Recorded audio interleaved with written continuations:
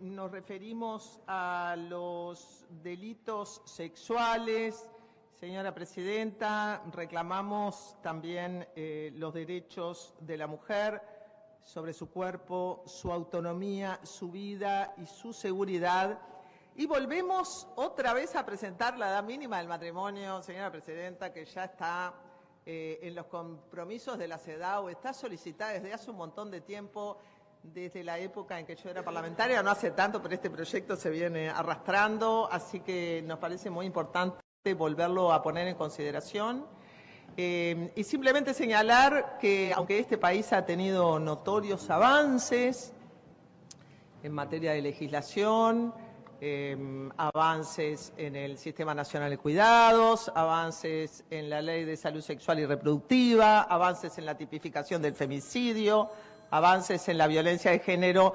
Hay muchos pendientes. Esta democracia no es paritaria, alcanza con ver la participación de las mujeres en este Senado y en diputados también. Seguimos sin tener una democracia paritaria.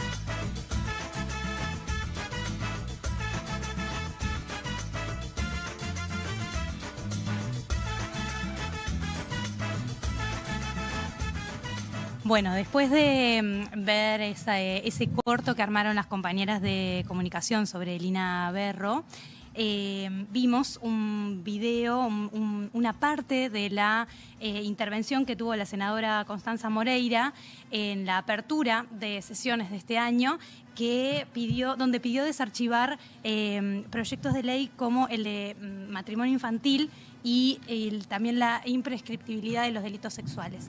Para hablar de esto, pero muchísimo más, estamos con Victoria Marichal. Hola Vicky, ¿cómo estás? Hola, muchas gracias. Victoria es psicóloga, no quiero jugar de memoria porque recién le dije Beatriz a Chabela, pero como nos conocemos también con Victoria bastante, bueno, Victoria es psicoterapeuta, trabaja con perspectiva de derechos humanos, sensible al trauma, es feminista, es vicepresidenta estratégica de Valientes Latam, que ya nos va a contar qué es, y también es integrante del proyecto ICOBE o ICOBE. ICOBE.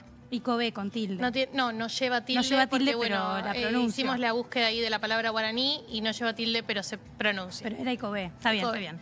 Sí, perfecto. Y del otro lado tengo a Soledad Suárez, que, bueno, la conocemos en los medios porque ha tenido una visibilidad muy grande por el caso Penades, pero ella es abogada, es docente, integrante del consultorio jurídico de Leudelar, es doctora en leyes, egresada en 2004, docente del Instituto de Técnica Forense de la Facultad de Derecho y, bueno, y trabaja junto a Juan Williman también. Soledad, bienvenida, ¿cómo estás? Gracias por la invitación. No, gracias a vos. Y con este mormazo que hace afuera sigue estando muy caluroso. No, espantoso. Bueno, no, espantoso. Perfecto, ya subimos un grado. Vamos a hablar con ellas. A mí me interesaba mucho que en estas horas que teníamos en Somos Nosotras pudiéramos poner en agenda el abordaje o los abordajes que puede tener el abuso sexual infantil y las violencias sexuales también, tanto con Victoria como con Soledad, porque lo han trabajado desde distintas áreas, ¿no? Tanto desde la psicología, desde el abordaje psicoterapéutico, como desde el derecho, ¿no? Entonces, para empezar, pensar un poco por qué es necesario esto que trae como propuesta Constanza Moreira de tanto desarchivar, o sea, pensemos el límite del matrimonio infantil. Hoy las niñas se pueden casar desde los 16 años, elevarlo a 18, es como que estamos pidiendo como lo básico, ¿no?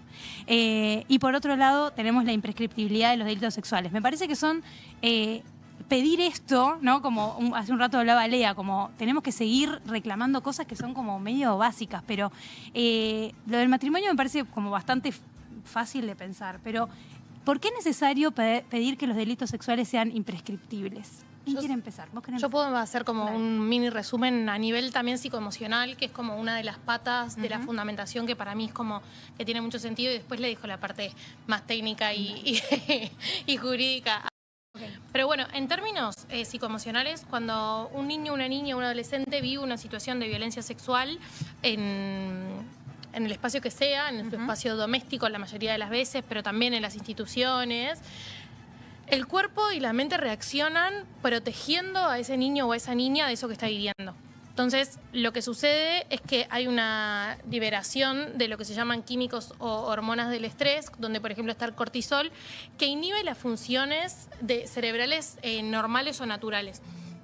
Eso lo que genera es que los recuerdos no quedan almacenados de la misma manera que puede quedar almacenado otro recuerdo. Yo puedo contar mañana lo que vine a hacer hoy, porque el recuerdo de hoy va a quedar almacenado en un lugar de mi cerebro. Cuando yo vivo una experiencia traumática, eso no se almacena de la misma manera. Entonces, las experiencias que viven niños, niñas y adolescentes muchas veces no son recordadas. Ese es el primer punto, ¿no? Hay un promedio, no uruguayo, pero bueno, medio nivel mundial, que habla de 30 años como un número de los años que puede llegar a demorar en recordar a una persona. Entonces, si a mí me va a llevar 30 años recordar o poner en palabras esto que estoy viviendo, tengo que tener el derecho a, cuando lo recuerdo, poder hacer algo con eso. Pero en general, cuando recordamos, el delito ya prescribió, entonces no podemos hacer nada. Ese es como uno de los primeros problemas. Otra cosa a tener en cuenta es que la gran mayoría de estos delitos ocurren en el hogar. Sí. Como ocurren en el hogar, las personas que serían quienes tendrían que ir a denunciar, la mayoría de las veces están implicadas en estos delitos. Entonces, no podemos pretender que este delito tenga la misma prescripción que otros, cuando las personas encargadas de llevar a hacer la denuncia son la mayoría de las veces las perpetradoras de este delito. Hay como muchos factores, y sobre todo lo que tiene que ver con el concepto del derecho al tiempo, ¿no? Hay una idea de que las víctimas hablamos cuando queremos, y en realidad las víctimas y sobrevivientes de violencia sexual hablan cuando pueden, hablamos cuando podemos. Sí. Y para que eso pase, mi memoria me lo tiene que permitir, mi emocionalidad me lo tiene que permitir, porque también muchas veces este tipo de delitos dejan consecuencias psicoemocionales que no permiten la elaboración de lo ocurrido hasta mucho tiempo después, y el contexto me lo tiene que habilitar también. Entonces, si no tenemos una legislación acorde que me ayude a mí a poder elaborar y poner en palabras y denunciar, hay una cuestión también que es que se genera mucha frustración y terminamos hasta ni siquiera hablando de esto, porque ¿para qué? Y de ¿Para hecho, qué si pasó mucho tiempo no me van a creer, no? Sí, de hecho ahí ya te dejo, Soledad, pero nada, quería poner, tanto que hablamos ayer de datos y hoy también decía Mónica Xavier, ¿no? Poner palabras e información sobre al final lo que son nuestras vidas. Solo el 23% de quienes han sufrido violencia sexual denuncian las primeras 24 horas, que no me parece igual poco, solo 24%, pero estamos tan acostumbradas a la demanda sobre nosotras y a cargar todo el tiempo, o sea, la carga de la prueba siempre está en nosotras, ¿no? Nada, pensaba un poco en ese dato de que solo, yo lo pondría entre comillas igual, el 23% denuncia las primeras 24 horas, y a la vez también esto, el cuestionamiento constante. De hecho, tu libro, Vic, se llama ¿Por qué ahora?, que lo vamos a mostrar, que lo pueden conseguir y va a salir ahora el ebook, me decías hace un ratito. ¿Por qué ahora? Porque siempre está ese cuestionamiento, ¿no? Cuando una víctima va a denunciar, muchas veces desde el sistema judicial se le pregunta ¿por qué denuncias ahora y no lo hiciste antes?, ¿no? Bueno, con relación a esa pregunta, creo que por lo menos en los tribunales donde nos movemos nosotros con el consultorio, que es acá en Montevideo, realmente, si yo hiciera ese reproche a los jueces sería injusta. Hoy en día, después de todo este movimiento que ha sido los últimos años y particularmente de normas garantistas respecto a las víctimas, especialmente la ley de género y algunas modificaciones en el Código de la Niñez, permiten ya otra mirada, lo que nosotros llamamos perspectiva de género y generaciones, para el abordaje de estos asuntos y lleva a que los jueces en realidad no enfoquen desde ese lugar. De hecho, la pregunta resulta impertinente y, si no, directamente prohibida, digamos, porque cuestiona derechos fundamentales. No se puede preguntar sobre el ejercicio de un derecho, porque lo que tenemos que entender es que estamos en clave de acceso a la justicia. Es decir, cuando yo digo prescribió, ¿qué estoy diciendo? Estoy expresándole a la población que después de determinado tiempo el Estado no va a perseguir más ese acto o esos actos. cierra las puertas del ius puniendi del Estado, lo que en muchas ocasiones es correcto. Decimos, bueno, con un hurto, ¿qué sentido tendría si la persona no volvió a cometer un delito, perseguirlo posteriormente? Perfecto. Ahora, los fundamentos que se utilizan para la prescripción, después, como un debate más técnico es si es de los delitos o de la acción, pero digamos la prescripción en general, aplican a las situaciones de las que venimos hablando, claro, o por qué no deberían aplicar. Entonces, me parece que la lógica realmente cambia, tanto en derecho más bien es por qué no. No solo porque sí. Entonces, el por qué sí está en esto, en el clave de acceso a la justicia, que recordemos que además vale la pena decir que en Uruguay la acción es expropiada a las víctimas en forma total por el Estado, es decir, no existe ninguna hipótesis en los delitos sexuales, porque hay alguna hipótesis aisladísima en otros asuntos, pero no en general en el Estado no existe la querella de parte, es decir, la posibilidad del particular reclamar.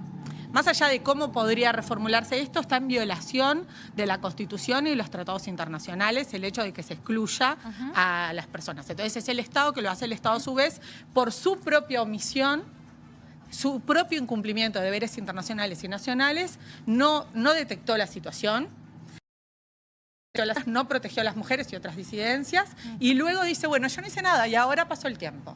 Genial. No, de ninguna manera podemos aceptar eso calladas. Claro. ¿Y cuánto prescribe una acción o un delito? En realidad están establecidas los tiempos de prescripción en relación al monto punitivo. La respuesta en tiempo de pena, y los delitos de 2 a 10 años prescriben a los 10 años, de 10 a 20 en 15 y de más, que llega hasta 30, lo saben, en 20. De los delitos sexuales, en su mayoría, prescriben entonces a los 10 años y algunos, como el abuso sexual especialmente agravado o la violación, por ejemplo, ya en 15. Pero eso cambia si estamos hablando de que tenés que llegar a la adultez o incluso siendo un adulto tenés que salir de una situación donde existe asimetría de poder, pocos recursos, incluso naturalización de algunas conductas, no alcanza. Por eso la ley de género estableció que una vez que la persona esté en condiciones de hacer la denuncia, es decir, haga la denuncia, recién cuando haga la denuncia, no solo que adquiere 18 años, sino que haga la denuncia, lo subrayo, puede empezar a contarse el tiempo. El tema es que esto, así legislado, estaría, más allá que hay otros debates que vienen juntos, que es esto de si la prescripción de la acción, del delito y alguna cuestión más, en realidad la jurisprudencia lo ha tomado, incluso lo que nos preguntamos es, bueno, pero si entró en vigencia a principios de 2018, hablamos de 10 años, ¿cuándo lo voy a aplicar si hay retroactividad de las normas de prescripción? ¿Recién en el 2028? Claro. 2029, no sé. Entonces, lo que importa es también todo lo que ha quedado para atrás, de lo que como ciudadanos y Estado somos responsables. Entonces, lo que siempre sostenemos nosotros, y las primeras investigaciones que hice de jurisprudencia fueron gratamente sorpresivas para mí, que creí que era tipo mi bandera en solitario. Descubrí que en realidad la jurisprudencia, por eso yo hablo muy bien de los jueces en este sentido, que en aplicación de diferentes principios y de tratados internacionales, no de manera masiva ni sistemática, pero sí se encuentran sentencias muy relevantes donde se recogen situaciones donde se aplican lo que decía Victoria recién, esto de si no tenía condiciones no puedo correr el tiempo. Por ejemplo, decir en ciertas situaciones de delitos sexuales, ciertas situaciones, algunas sentencias que encontré no dicen relación a esto, pero aplican estos mismos principios relacionados a medidas prontas de seguridad o el Estado ya donde no se podía acceder fácilmente a la justicia o una justicia que funcionara debidamente. Entonces, también en aplicación de la ley de género decís en forma retroactiva, y bueno, lo que pasa que la ley de género lo que hace es la descripción de mandatos internacionales que ya estaban vigentes. Claro. Entonces no estás actuando retroactivamente, estás aplicando derecho vigente de aquel entonces. Sí. Y principios generales, pues yo siempre pongo alguna cosa muy básica. En el derecho civil decís, bueno, el procesal, al justamente impedido no le corre término. y no estaba hablando una psicóloga experta y especializada en este tema, que más que justamente impedida está la persona. Claro. Entonces, ¿por qué lo aplicás en un contrato de cualquier especie donde no se están tal vez jugando derechos fundamentales y aquí sale a la luz? Entonces, bueno, el por qué no nos habla de los argumentos que se usan para la prescripción, que ameritaría más tiempo, pero que en realidad no son atendibles en comparación con estos temas de los que estamos hablando. Recordemos el deber del Estado de debida diligencia en la investigación y en toda la actuación posterior, que esta debida diligencia reforzada es un estándar internacional de cómo se cumple el acceso a la justicia y las obligaciones en cuanto a la protección, la investigación y la búsqueda de la verdad. Obviamente la impunidad permite la repetición, abona la repetición de las conductas. Claro. Y por otro lado, el acceso a la justicia, como te decía antes. Entonces, me parece que es en esa mirada que debemos de poner este debate arriba de la mesa. Sí, y pensaba, Soledad mencionaba el acceso a la justicia, pienso cómo vos, que atendés a muchas víctimas de delitos sexuales, cómo llegan a la consulta y qué cuestiones traen también a la consulta respecto de la respuesta que han recibido del sistema de justicia, pero no solo. Pienso también en el sistema de salud. Uno de los más conocidos fue el de Milagros Chamorro, pero bueno, también hay otros que por ahí no terminan como milagros, pero que llegan seguramente que vos las atendés todo el tiempo, ¿no? Entonces eso, ¿qué testimonios te llegan desde ahí? ¿Qué vivencias? Bueno, yo tengo una particularidad en mi clínica, que es como yo me especializo específicamente en esto y también pongo y hablo mucho sobre esto, muchas veces las pacientes que llegan ya son conscientes de lo que han vivido y de que van a terapia por eso. Llego porque me pasó esto, porque quiero resolver esto. Eso me pasa en mi consultorio, no es lo que pasa habitualmente. Lo que pasa habitualmente es que las personas empiezan un proceso terapéutico porque están deprimidas, porque sienten ansiedad, porque tienen ataques de pánico, y cuando se empieza a indagar, lo que se encuentra es una situación de abuso sexual previa, que es la que desencadena esos síntomas, ¿no? Entonces, en mi caso, en mi clínica, hay como una particularidad en ese sentido, porque lo que más suele pasar es que en realidad lo tenemos tan negado o naturalizado, ¿no? O invisibilizado para con nosotras mismas, nosotros mismos, que no terminamos de poder ponerlo en palabras hasta que iniciamos un proceso terapéutico. En mi historia, por ejemplo, que está escrita en el libro, tiene mucho que ver con eso. Yo fui poniéndole palabras y descubriendo lo que me había pasado mientras iba haciendo un proceso terapéutico, en realidad. No fue que llegué y dije, hola, me pasó esto, porque muy pocas veces nos pasa, porque lo que tenemos muy naturalizado y porque además nos da mucha culpa y mucha vergüenza, ¿no? Y después lo que pasa con las respuestas, a ver, la gran mayoría de mis consultantes no quieren ir a la justicia, ¿no? Claro. Que para mí es una decisión que yo siempre les digo que es sumamente válida. ¿Por qué no quieren ir a la justicia? Porque de alguna manera sabemos lo que implica la justicia, porque lo han vivido otras personas que conocemos, porque lo vemos en la tele, porque tenemos gente con un montón de poder que ha cometido abusos sexuales y sin embargo es respaldada por un montón de personas. Entonces, cuando vemos todo eso, uno dice, y sí, ¿qué ganas tengo yo de ir a pedirle ayuda a las instituciones? Pero ahí me parece que entra también pensar entre nosotras qué otros tipos de reparaciones podemos exigir que por ahí no necesariamente pasen por la justicia. Por la justicia o por lo punitivo necesariamente. Se cuestiona la reparación económica en el streaming que pueden chequear de las audiencias de Penades. Se hablaba sin ningún tapujo y se argumentaba en ese sentido por parte de las defensas, cuestionando que vienen atrás de dinero cuando a una parte no le corresponde. ¿Cuántas víctimas de delitos sexuales después consiguen la reparación económica? Digo, porque yo tengo una condena de culpabilidad y no fui atrás de la reparación económica después porque tenía que hacer otro proceso, iniciar otro proceso y demás. Digo, ¿cuántas víctimas realmente van atrás de la plata? No existe. No solo que pueden no tener interés, llegar cansadas o estar en otra etapa de la vida que la reparación tal vez no quiere transitar al lado de la vía civil para lo económico. Más allá de que por el artículo 80 de la Ley de Género está esto que ya se condena, después hay que ejecutar ese mandato. La realidad es que en un país donde económicamente, es muy claro, la mayoría de la gente no tiene plata, los imputados tampoco, entonces que vas a colgar un embargo genérico en tu cuarto. Y los que tienen mucha plata tienen sociedades anónimas. Entonces hay un porcentaje muy pequeño en el medio que es al que podés cobrarle.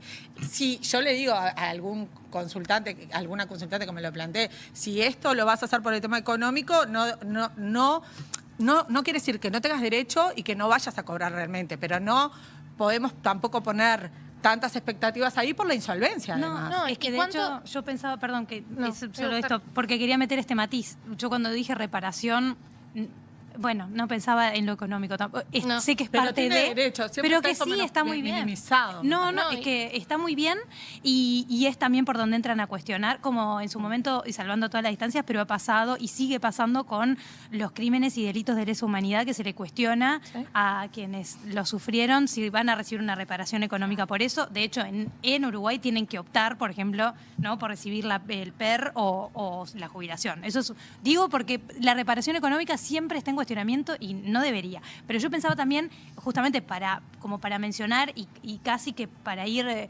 cerrando esta mesa, pensar en qué otro tipo de reparaciones podemos recibir. Que no sean económicas. Que no sean económicas, claro, porque las tenemos y las generamos nosotras Sí, también, ¿no? Y también, inclusive, para pensar caminos más allá de la respuesta penal. Bueno, la reparación integral como derecho, perdón, Miki, establece la reparación económica, la reparación en el sentido de restitución a la De situación derechos. anterior y rehabilitación en derechos. Es decir, hay un proceso de sanación de que en la medida que se reconoce la existencia de este delito y de que fuiste víctima en la sentencia definitiva, realmente amerita todo ese abordaje, que la realidad es que comienza antes, porque es como decían hoy, todo lo que se va atravesando puede ser un camino hacia la sanación, también puede ser un camino de revictimización. De revictimización. Bueno, claro. yo iba a traer eso, no creo que la reparación, yo cuando pienso en reparación, que obviamente, digo, cuando decís la palabra reparación, te saltan de todos lados con lo económico, cuando es lo menos, realmente lo menos buscado por la mayoría de las víctimas y sobrevivientes. Creo que tiene que ver con la restitución de derechos, creo que hay una parte muy importante que tiene que ver con la salud mental y la salud integral, ¿no? Exacto. Porque también es una realidad que la violencia sexual deja secuelas físicas, montones. Digo, se está estudiando muchísimo la relación entre un montón de enfermedades con los delitos sexuales vividos en la infancia. Entonces, necesitamos un abordaje en salud integral realmente con perspectiva sensible al trauma y que cuando vos vas a consultar no te invaliden por, esto es estrés, entonces te mandan para tu casa, ¿no? Sin explicarte nada de lo que te está pasando y sin realmente hacer un tratamiento integral. Eso por un lado. Por otro lado, yo creo que es muy importante el derecho a una vida digna, gozosa, placentera, que es algo que se nos roba a las víctimas de violencia sexual en el momento del delito, pero también después con todos los estigmas que caen sobre nosotras, ¿no? Todo lo que tiene que ver, mi libro está muy atravesado por esta idea de la mala víctima, ¿no? Una persona que en realidad que disfruta, que tiene amistades, que estudia, que trabaja, que sale a bailar, que tiene parejas, que se vincula sexualmente. Entonces, no entras dentro de la idea de la buena víctima, que no entra ninguna igual, ¿no? También eso cabe decir que ninguna entra. Ninguna les viene bien. Entonces, Claro. digo, creo que la idea de la reparación tiene que ver con esa restitución de derechos y para mí una pata fundamental en lo personal, pero que también lo estamos viendo mucho en Proyecto ICOBE, tiene que ver con la militancia y el activismo y la construcción colectiva de un para qué. A mí eso en la clínica se llama crecimiento postraumático, ese concepto que tiene que ver con esto que puedo hacer algo, ¿no? Me saneo, lo salí internamente, pero hay como un paso más que tiene que ver con poder hacer algo con esto. Proyecto ICOBE, que es el colectivo del que yo conformo, que somos víctimas y sobrevivientes de delitos sexuales o de violencia sexual, porque algunos no configuran como delitos, pero bueno, tiene que ver con eso, ¿no? A nosotros nos pasó esto, pero no somos solamente esto que nos pasó. Además somos ¿no? Que es personas con aspiraciones, derechos, intereses, motivaciones, y las estamos poniendo ahí en la cancha para desestigmatizar las vidas de las víctimas y las sobrevivientes, pero también para poder repararnos a nosotras mismas colectivamente. A mí el activismo es una de las cosas que más me ha ayudado a procesar y a sanar, así como, obviamente, la terapia, ¿no? Y mis grupos de amigas. Y digo, hay un montón de cosas que han sostenido mi familia, ni que hablar, pero el espacio colectivo de militancia, por eso para mí el 8 de marzo, 25 de noviembre, digo, las marchas, hay un montón de reparación en eso, ver un montón de personas que están ahí y que de alguna manera vos sabés que podés contar y que te van a decir yo te creo, ¿viste? Que yo creo que es como el primer punto para la reparación, es que alguien nos crea. La validación del relato es fundamental en este proceso de sanación y de reparación. Por eso evitar la victimización secundaria con preguntas que sean cuestionadoras de la credibilidad de esta persona, porque se puede cuestionar su relato, pero no a la persona, de su calidad de sujeto, de su historia sexual, sexual, etcétera, no corresponden. Y esto de la respuesta punitiva, más punitiva, menos punitiva, en realidad la experiencia que nosotros tenemos en el consultorio, que sería lindo poder investigarla más metodológicamente, es que la gran mayoría lo que busca es que no le pase al otro. Sí, Claro. Y está muy relacionado con lo que decía. Con Justicias que no pase, que ahí Vic tiene puesta la camiseta. Las remeras nuevas Ahí de está. ICOBE, Justicias que no pase adelante y Justicias que nos crean, dice atrás. Va a salir una segunda tanda, en realidad están a un precio súper accesible, tienen que ver con poder que podamos tener esto y también de alguna manera con apoyar ahí el colectivo, que no tenemos fondos. Entonces, para poder seguir haciendo acciones, también les invito ahí a seguirnos. Sigan @proyecto ICOBE. Victoria Merichal, muchas gracias por haber venido. Gracias a Soledad, no te quiero despedir sin antes, no sé cuánto podés decir, pero un tuit quizás, de contarnos cómo está hoy la causa contra Penades. Bueno, en realidad saben que surgió una nueva víctima, la víctima N, y bueno, estamos en eso, en viabilizar su declaración, en fin, eso a nivel procesal. A mí me parece que estaría buena la oportunidad para traer una sentencia del Tribunal de Cuarto Turno que pasó un poco desapercibida tal vez para la generalidad, porque salió junto con la de la prisión preventiva, que fue justamente la que refiere a la prescriptibilidad o no de las conductas. Entonces, en este sentido, me parece que es súper oportuno, porque en realidad frente a un elemento contundente, tal vez no adentró en otros aspectos, pero recoge algo que es un poco lo que hablábamos. Dice el tribunal, en la medida que hace 30 años que tiene fueros y los fueros impedían la acción, es esta forma de impedir el acceso a la justicia impide que se cuente el tiempo de prescripción. Entonces, responde de nuevo a estas lógicas y me parece que traíamos nosotros, que son contrarias a las tradicionales y que me parecen muy importantes a la hora de analizar estos temas. Así que me parece que eso sería el tuit que te doy. Te digo el número de la sentencia, si querés pues la traje. Sí, claro. La 42 del 25. Bueno, colegas, a buscarla. Muchísimas gracias, Soledad Suárez, por estar acá. Por favor. Un placer. Bueno, ojalá que podamos encontrarnos pronto. ¿Por qué no existe este espacio todo el año? Estas mujeres increíbles existen antes y después de marzo. Sí, estamos de acuerdo, que era contigo.